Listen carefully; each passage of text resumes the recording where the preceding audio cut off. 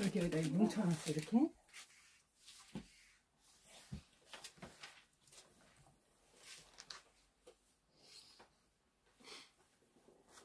에베소서 6장 14절에서 18절까지 말씀, 제가 하나님 말씀을 봉독하겠습니다.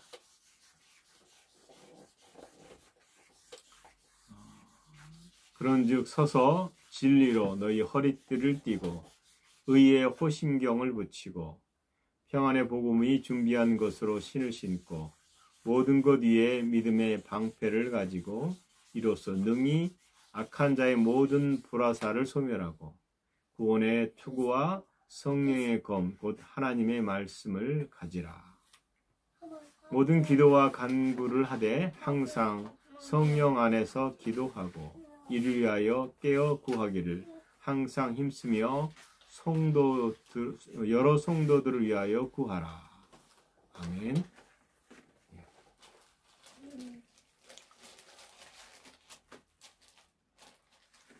이번 주 하나님 말씀은 설교 제목은 하나님 말씀과 네 가지 질문이라는 것으로 하나님 말씀을 나누겠습니다.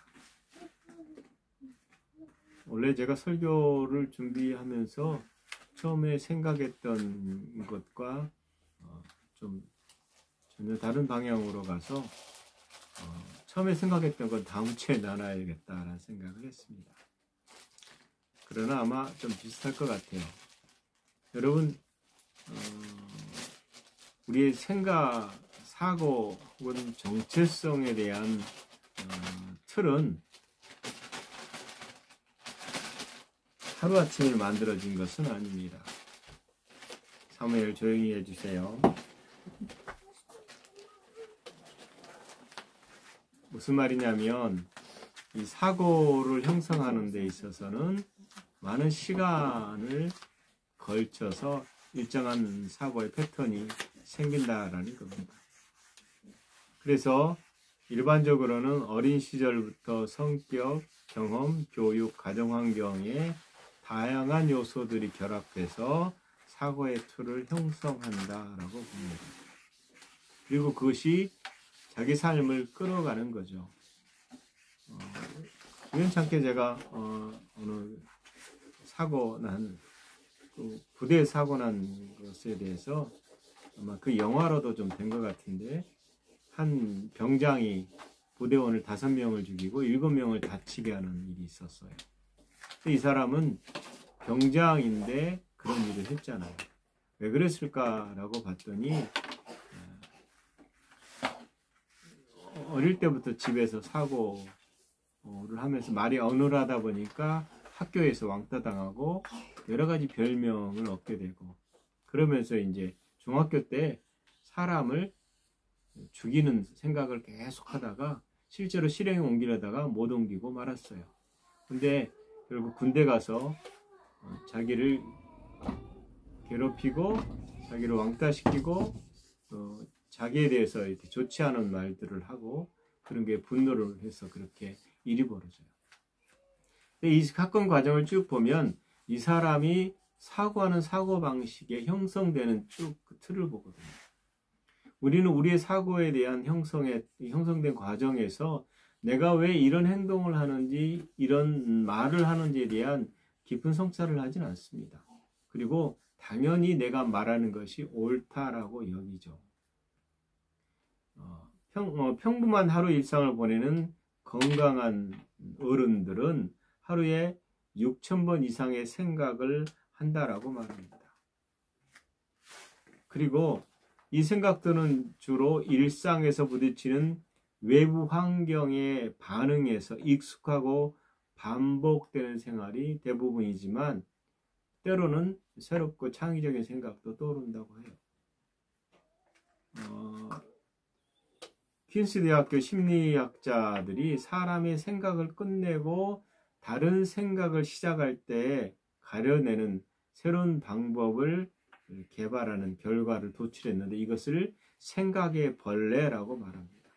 뇌 활동의 패턴이 단순한 표현으로 할 경우에는 여러 인접한 것을 집합적으로 생각한다는 거죠. 그리고 새로운 생각을 하게 되면 뇌에서 새로운 생각의 벌레가 만들어진다. 이 말이 벌레지만 어떤 틀들이 만들어진다라는 거예요. 그래서 사고의 틀이 있지만 이 틀은 계속해서 바뀔 수 있어요. 그러나 고정되어지는 어떤 부분들은 바뀌지 않는다라고 사람들은, 심리학자들은 얘기합니다. 그런데 여러분, 사고의 생각의 틀의 근본적인 출발은 어디서 시작되느냐를 잘 생각해 볼 필요가 있어요. 내 생각의 근원이 어디지? 나는 왜 이런 생각을 했지? 라고 말하지만 여러분, 여기에 대한 생각의 근원을 주는 어떤 것에 대해 성경이 말하고 있는 게 있어요. 그 유추할 수 있는 것들 중 하나가 요한복음 8장 38절에 보면 나는, 예수님이 하신 말씀이에요. 나는 내 아버지께서 본 것을 말하고, 그 다음에 너희는 너희 아비에게서 들은 것을 행하느니라, 이렇게 말해요. 이게 무슨 말이죠? 예수님의 말, 그분이 말하는 것은 아버지 하나님으로부터 들은 것을 말한다. 너희라는 이 너희는 누구냐면 바리새인과 서기관들이에요. 그런데 이 바리새인과 서기관들이 너희 아비라고 말한 이 아비가 누구냐라는 거예요. 그게 요한복음 8장 44절에 나와요. 너희는 너희 아비 마귀에게서 났으니 너희 아비의 욕심대로 너희도 행하고자 하느니라. 그는 처음부터 살인자요 진리가 그 속에 없으므로 진리에 서지 못하고 거짓을 말할 때마다 제 것으로 말하나니 이는 그가 거짓말장이요 거짓의 아비가 되었습니다. 마귀는 거짓말쟁이에요. 그리고 거짓의 아비예요. 그리고 그가 말한 모든 것은 거짓이에요. 사단이 사실을 말할 수 있는데 그 사실이 뒤에 있는 숨겨진 거짓말이 있는 거죠. 이 말이 무슨 말이냐면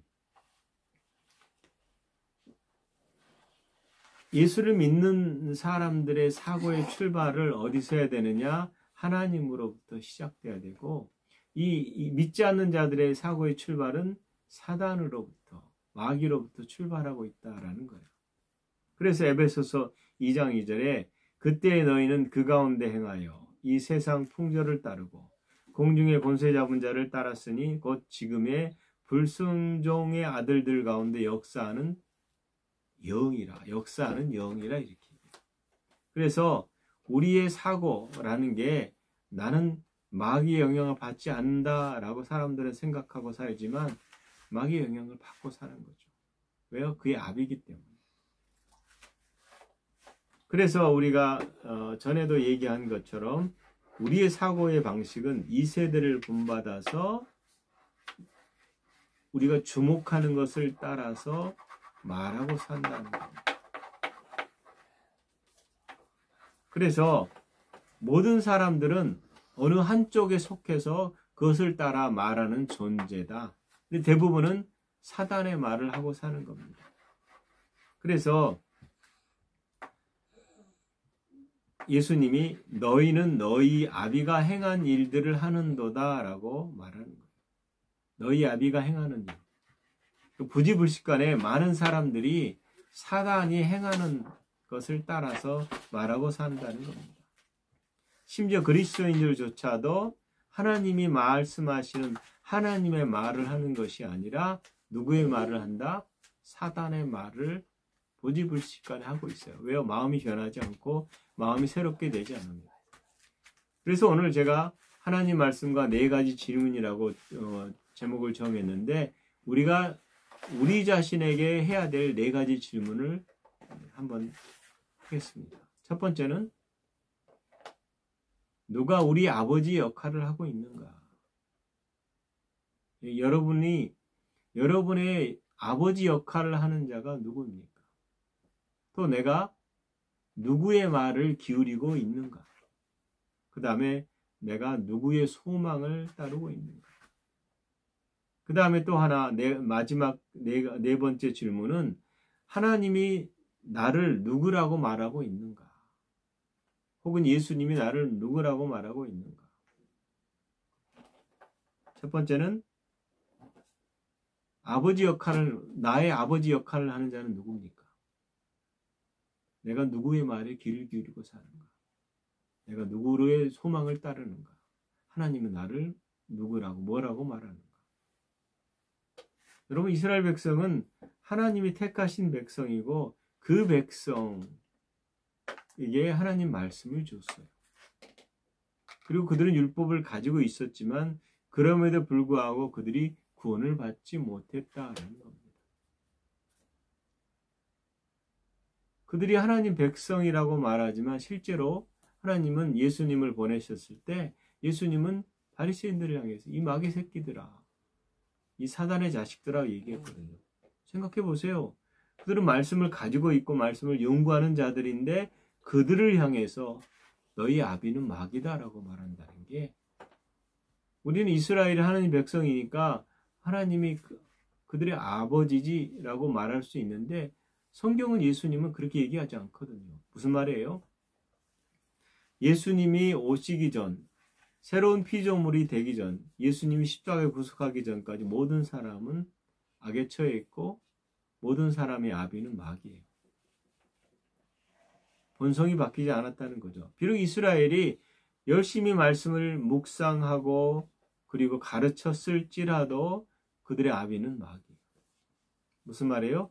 우리가 정말로 이 인생을 완전히 뒤바꿀 수 있는 유일한 것은 본성, 우리의 아비가 바뀌어야 되는 거예요. 그래서 여러분에게, 저에게 우리가 질문할 것은 우리의 아버지의 역할을 하는 분이 누구냐라는 거예요. 마귀냐? 하나님입니다. 여러분, 여전히 하나님이 나의 아버지가 됐음에도 불구하고 그 아비의 역할을 하는 자를 하나님을 찾지 않는다면 우리는 본성이 바뀌었을지라도 잘못된 것을 바라보고 있는 겁니다. 하나님은 우리 아버지이십니다. 그래서 하나님이 우리 아버지라면 어떻게 해야 돼요? 아버지를 따라서 아버지가 말한 것을, 아버지가 본 것을 말하는 삶을 살아야 되는 것입니다. 이 말은요, 돌이켜서 반대로 생각하면 내가 내 아버지를 따라 지금 살고 있는가를 성찰해야 되는 거예요. 살펴봐야 되는 거예요. 예수님은 하나님이 너희 아버지였으면 너희가 나를 사랑하였으리라, 이렇게 사랑하였으리니 라고 말해요. 그리고 하나님께로부터 나왔습니다. 예수님이 그랬어요. 하나님께로부터 나왔다. 우리는 하나님으로부터 태어났어요. 그 태어남을 통해서 이제는 우리는 우리 아버지 역할을 하는 분은 하나님이시다. 이거를 잘 아셔야 됩니다. 그래서 예수님이 내가 아버지께로부터 나왔습니다 라고 말한 것처럼 우리는 하나님으로부터 나온 자입니다. 그리고 이제 예수님 안에서 예수 그리스도의 삶을 사는 자. 여러분, 마귀는 마귀 욕심을 따라서 이 땅에서 행동하고 삽니다. 그 결과가, 마귀의 욕심을 따라 이 땅에 행동하는 그 결과가 오늘날 우리가 뉴스에서 접하는 소식들이에요. 그래서 우리는 누구의 말에 귀를 기울이고 있는가? 내가 누구의 말을, 누구를 보고 사는가? 우리의 아비 역할이 누군가? 이것이 내 삶의 꼴을 만든다라는 것을 잘 알아야 됩니다. 여러분, 타락한 뒤에 모든 사람은 이 세상 풍조를 따라서 사는 흑의 정체성이에요.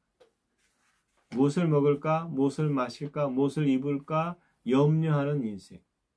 그런데 예수님은 그것이 믿는 자에게서는 그쳐진다라고 말하고 있다라는 거예요. 왜요? 우리는 더 이상 육신적인 삶이 아니라 육신을 가지고 살지만, 육신으로 행하지만 육신을 따라 육신이 원하는 것을 따라가는 것이 아니라 영을 따라 사는데 영 안에는 풍성해요. 부족함이 없어요. 그것을 말하는 자다. 근데 현실은 부족하니까 우리는 감각에 매여 살았던 그 버릇을 여전히 그대로 말하고 행하려고 한다라는 것. 그걸 그쳐야 된다는 겁니다. 그래서 여러분, 우리는 우리 아버지 역할은 누구인가? 우리가 누구의 말을 기울인가? 그 다음에 세 번째는 우리가 누구의 소망을 따르는가? 여러분, 우리의 소망이 누구죠? 그냥 예수 그리스도 그리고 하나님이세요. 디모데전서 1장 1절에 우리 구주 하나님과 우리의 소망이신 예수 그리스도의 명령을 따라 이렇게 말합니다. 디모데전서 4장 10절에 우리가 수고하고 힘쓰는 것은 우리의 소망을 살아계신 하나님께 둠이라 이렇게 됐어요. 둠이니 곧 모든 사람, 특히 믿는 자들의 구주시라. 믿는 자의 소망이 예수 그리스도예요. 골로새서 1장 27절에 하나님이 그들로 하여금 이 비밀의 영광이 이방인 가운데 얼마나 풍성한지를 알게 하심이라. 이 비밀은 너희 안에 계신 그리스도니 곧 영광의 소망이니라. 영광의 소망이 예수 그리스도. 그래서 복음으로 말미암아 영광의 소망인 예수 그리스도 안에서 우리는 그 풍성한 하늘의 신령한 모든 복, 그리스도께서 받은 하늘의 모든 유산들, 기업들을 공동으로 받은 자들이에요. 그러므로 이 소망은 결국 복음의 진리의 말씀을 들은 것이다 라고 말합니다. 골로새서 1장 5절에 너희를 위하여 하늘에 쌓아둔 소망으로 말미암으니 곧 너희가 전에 복음의 진리의 말씀을 들은 것이라.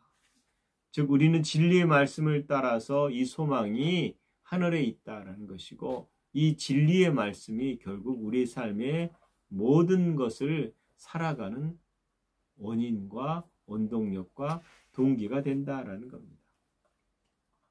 그래서 바울이 에베소서 1장 18절에 너희 마음의 눈을 밝히사 그의 부르심의 소망이 무엇이며 성도 안에서 그 유산 기업의 영광의 풍성함이 무엇인지 알기를 원한다라고 말하는 것입니다. 많은 사람들은 손에 잡히는 것, 당장 뭐가 있어야 되는 것이 우리에게 소망을 줄 것이다 라고 생각하지만 성경은 반대로 말한다는 거예요. 그래서 복음이 말하고 있는 우리의 정체성, 그리고 그 안에 확립된 정체성을 가지고 우리에게 주신 하늘나라의 유산들, 그 풍성한 생명들을 이 땅에다 드러내야 되는 삶을 사는 것입니다. 그리고 나를 향해 하나님이 너는 누구다 라고 말하는 것을 우리 스스로 점검해야 돼요. 하나님 나를 누구라고 말하죠? 하나님 너를 어떤 존재인가 말하죠? 하나님이 나를 향해서 이 바보야 라고 말한 적은 없으세요. 너는 아무것도 할 수 없어 라고 말하지도 않으세요. 하나님은 저를 향해서 너는 내 아들이다. 여러분을 향해서도 너는 내 아들이다, 내 딸이다, 내 자녀다. 내가 너를 위해서 예비한 풍성한 하늘나라의 유산들이 있다. 얘들아 걱정하지 말고 이것을 이 땅에다가 풀어내도록 하라. 하나님이 나를 향해서 분노를 품지 않으세요. 어떻게 하면 제가 저를 정죄하고 야단을 쳐서 죄를 바로잡을까라고 하지 않으세요. 하나님이 우리를 바로잡는 방식은 우리가 육신으로 있으면 사는 자녀들에게 하는 방식은 거의 아니다. 하나님이 나를 향해서 서슴없이 선언하시는 게 내가 너를 너무 사랑한다. 내가 너 때문에 너무 즐겁다라고 말한다는 거죠. 그래서 스바냐 3장 17절에 너희 하나님 여호와가 너희 가운데 계시니 그는 구원을 베푸실 전능자라. 하나님은 우리 가운데 계시는데 그분이 구원을 베푸실 전능자다라고 말합니다. 그리고 나서 그가 하나님이 나로 말미암아 기쁨을 잊지 못한다. 너를 잠잠히 사랑하시며 너로 말미암아 즐거이 부르며 찬양하십니다. 너의 하나님, 이 찬양 아시잖아요. 우리는 하나님을 신뢰하는 것에 있어서는 보이는 것으로 하지 말아야 됩니다. 하나님을 신뢰하는 것은 하나님을 보는 것으로 하면은 실망이 돼요. 그 다음에 하나님을 신뢰하는 데 있어서는 남과 비교할 필요도 없어요. 그러면 낙심하고 쉽게 실수할 수 있어요. 근데 그것은 이방인들의 삶의 태도입니다. 여러분, 네 가지 질문을 다시 한번 돌이켜 볼게요. 누가 우리 아버지 역할을 하는가? 우리는 누구의 말을 기울이고 사는가? 그리고 우리는 누구의 소망을 따르는가? 그다음에 하나님은 나를 향해서 나를 누구라고 말하는가? 이 네 가지 질문을 여러분 계속해서 살펴보십시오. 사단은 지속적으로 이 네 가지 질문에서 그가 원하는 거짓된 답을 주려고 합니다. 너는 죄인이야? 너희 아버지는 너를 그렇게 복 주지 않아. 하나님이 계시면 어떻게 이런 일이 벌어질 수 있어? 하나님께 소망을 두지 마라. 재물에 소망을 두고 권력에 소망을 두고 어떤 방식이든 노력해서 성취해봐. 네가 열심히 해야 하나님 복을 줘. 이렇게 말한다는 거죠. 성경은 오늘 본문의 말씀에 읽은 것처럼 새로운 말씀을 우리에게 바울이 에베소 교회를 향해서 전신갑주에 대한 말씀을 해서요. 서서 진리로 너희 허리띠를 띠고 의의 호심경을 붙이고, 우리가 의로워진 거죠. 평안의 복음으로 준비한 복음의 신을 신고 모든 것 위에 믿음의 방패와 구원의 방패를 가지고, 그 다음에 방패를 가져서 악한 자의 모든 불화살을 소멸하는, 사단이 정죄하는 것을 믿음으로 그냥 쳐내라. 그 다음에 구원의 투구와 성령의 검을 가지라. 이렇게. 여러분, 성령의 검은 공격하는 거잖아요. 방어하는 것이 아니라. 그 다음에 모든 기도와 간구를 하되 항상 성령 안에서 방언 기도하세요. 그 다음에 깨어 교하기를 항상 힘쓰며 여러 성도를 위하여 구하라. 이렇게 말합니다. 특별히 여러분, 오늘 제가 강조하는 것은 성령의 검을 가지라, 이 말이에요. 모든 사람들이 믿음의 말씀과 믿음의 방패와 구원의 투구를 썼을지라도 예수님처럼 사단이 공격할 때 말씀으로 대적하고 이겨야 되는 것입니다. 여러분, 어떻게 어둠의 왕국을 침노하는가? 그것은 다른 것이 아니라 어둠을 향해 똑바로 갈 수 있는 것은 결국 말씀밖에 없다라는 거예요. 우리가 영적 전쟁에서 어떻게 싸울 것인가? 주님을 의지하고 일어서서 어두운 세상을 향해서 똑바로 나갈 수 있는 것은 빛을 가지고 나가는 거잖아요. 빛이 있을 때에 어둠이 물러간다라는 거죠. 그 빛은 곧 말씀입니다. 그래서 바울이 당당하게 고린도전서 11장 1절에 내가 그리스도를 본받는 자가 된 것 같이 너희는 나를 본받는 자가 되라. 이렇게 말해요. 뭐예요? 내가 예수님을 본받는 것처럼 너희가 나를 본받으라. 저는 이렇게 말했을 것 같아요. 야, 내가 예수님을 본받은 것처럼 너희도 예수님을 본받아라. 이렇게 말해야 될 것 같은데, 바울은 내가 그리스도를 본받는 자가 된 것 같이 너희는 나를 본받는 자가 되라. 교만한 말인가요? 아니요. 그 말이 아닙니다. 그만큼 바울은 그리스도 안에서 그리스도를 본받는 자의 삶을 살았고, 그 본받는 자의 삶을 사는 나를 본받으면 곧 그리스도를 본받게 된다라는 겁니다. 그리고 바울이 그 본받는 자의 효과적인 싸움을 위해서 믿음의 방패와 함께 말씀의 검을 얘기하는 것입니다. 성령의 검 곧 말씀을 가지라. 여러분, 우리가 진리에 반응하지 않으면 아무런 열매를 맺지 못합니다.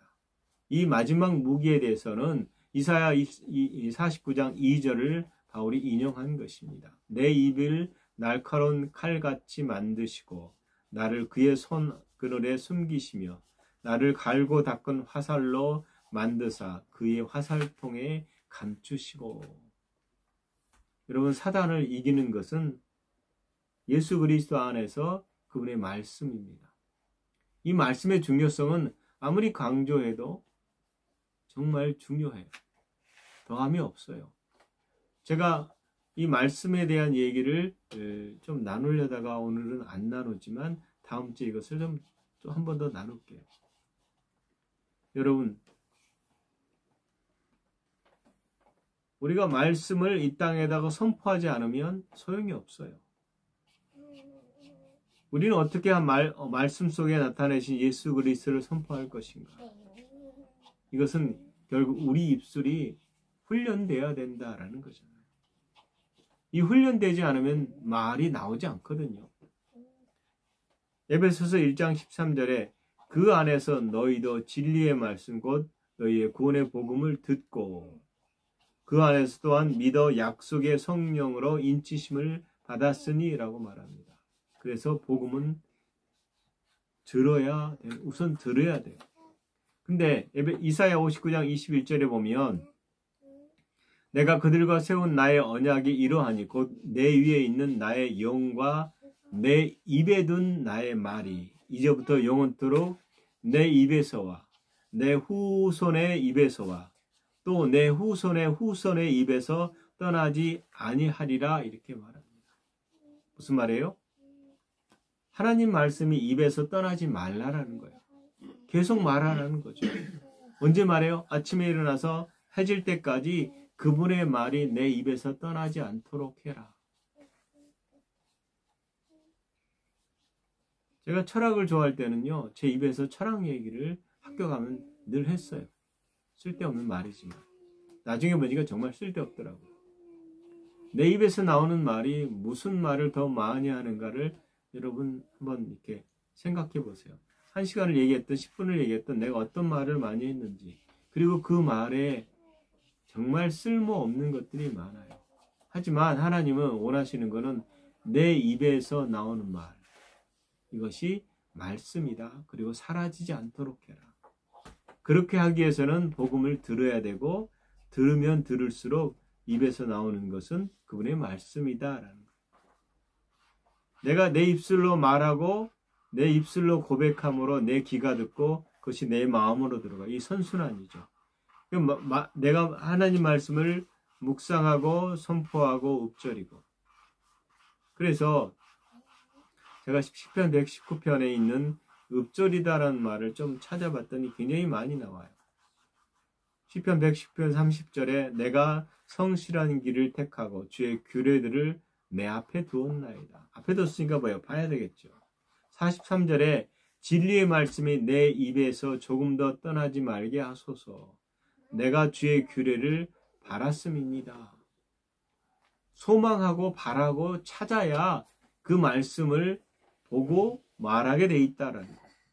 47절에 내가 사랑하는 주의 계명들을 스스로 즐거워하며 48절에 또 내가 주의 사랑하는 주의 계명들을 향하여 내 손을 들고 주의 율례들을 작은 소리로 읊조리이다. 읊조리는 게 뭐예요? 고백하는 거예요. 계속 말씀을 고백하는 겁니다. 여러분, 지속적으로 말씀을 고백하는 것은 정말 중요한 것 같아요. 최근에 제가 너무 말씀을 읊조리지 않는 것에 대한 스스로의 점검을 하고 계속 말씀을 들었어요.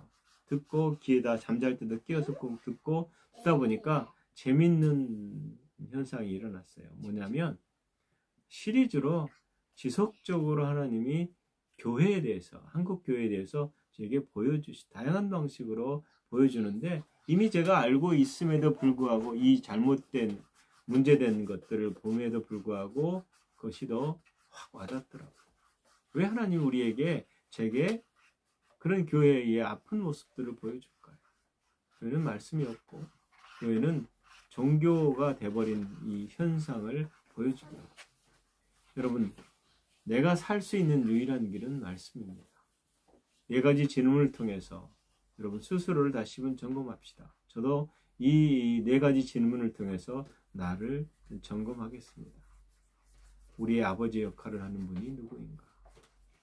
내가 누구의 말을 기울이고 있는가? 내가 누구에게 소망을 두고 따르고 있는가? 하나님은 나를 무엇이라고 말하는가? 의롭고 그리스도 안에서 부족함이 없고 우리는 하나님 말씀을 말하는 자로 지음을 받았다면 그런 인생을 통해서 이 땅에다가 아버지의 뜻을 드러내고 선포하는 여러분 되시기를 예수 그리스도의 이름으로 축원합니다. 기도하겠습니다.